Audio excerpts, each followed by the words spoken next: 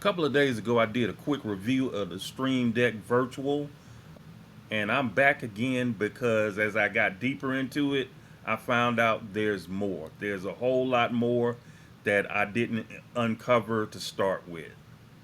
I also found some different use cases to utilize the Stream Deck Virtual for, and I'm going to go over some of those with you. So let me switch over to my screen now. One thing that I noticed with this is that it's going to allow me to clean up my desktop, not show as many things on there, and only bring up what's appropriate for that time. I removed the icons from my desktop, and within the virtual Stream Deck, you can set a button to show or hide your desktop. You can also set a multi action button to show or hide multiple docs at the same time.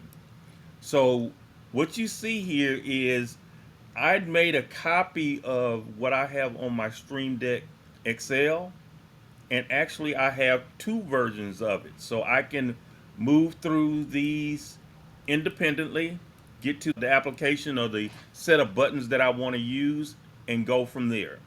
One thing that I thought about as I was going through this process is what would happen if I was working with a touch enabled screen.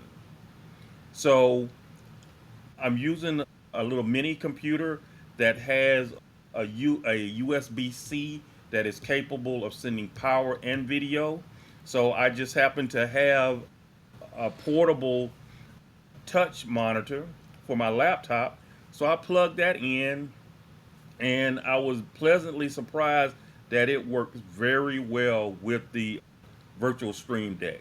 So the actions that I'm taking now in changing the pages are actually me touching on these buttons and it's cycling through whatever pages are there.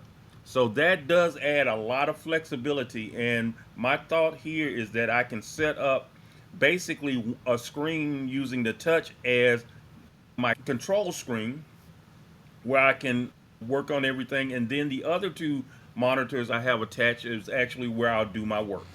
So again, this will be my control surface, and then I can use the other ones to do my work.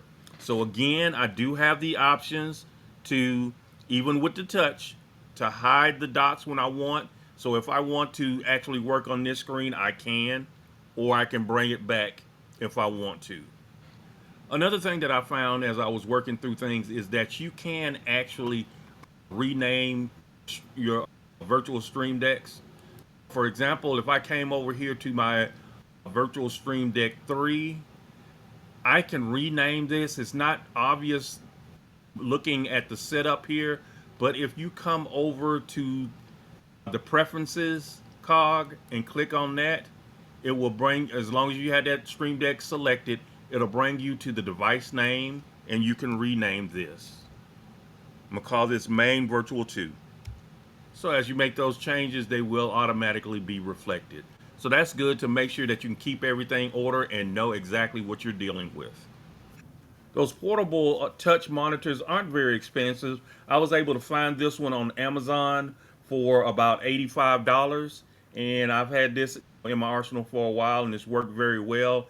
This is an application that it will be very useful for. Now, one thing that I was very happy about discovering was that if you attach to any other device remotely, you can use this touch monitor to be able to control the virtual screen deck on that particular computer. For example, if I use a splash top desktop to remotely get to the computer that I'm working on at church, I also, for some applications, use Chrome Remote Desktop. And I tested, and in each of those instances, you are able to get in, and once you access that screen, you can touch the virtual icons and have them interact. So, for example, I'm using NDI Studio Monitor with the KVM option turned on. Whatever I touch on this remote computer will also control the option on the target computer. So here I have a little dock that I set up for to control my ATEM Mini. And so when I touch on the icon for to switch to Cam 2, it switches to Cam 2 over on that computer.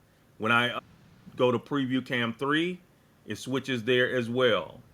I can do the same thing on the program side. When I touch one of the buttons there, it switches to that selection. I also have buttons selected for to do a quick cut over or to do the auto, which it'll do the fade. If I click on auto, it takes a second and then it does the fade over to the other screen. So this is going to be quite useful to use this in a production setting. It's going to really make my workflow a lot better. So these are a few things that I was able to discover about the Stream Deck Virtual that I think will really help make my workflow better. And as I come across new things, I will be happy to share it. Thank you.